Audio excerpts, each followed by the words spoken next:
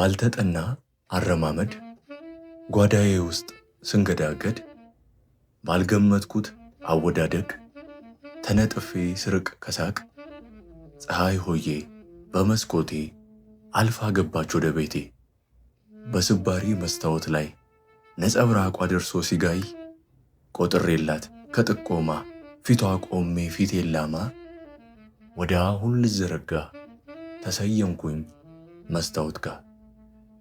ወይ ፈተና ወይ መከራ ይታየኛል አቅመቢስ የተረታ በዝረራ ከኖረው ላይ አንድ ነገር ዘግኖ ጠቅሶ እስኪናገር መልኩን ብቻ እንዳጤነ አላውቀውም መልሴ ሆነ።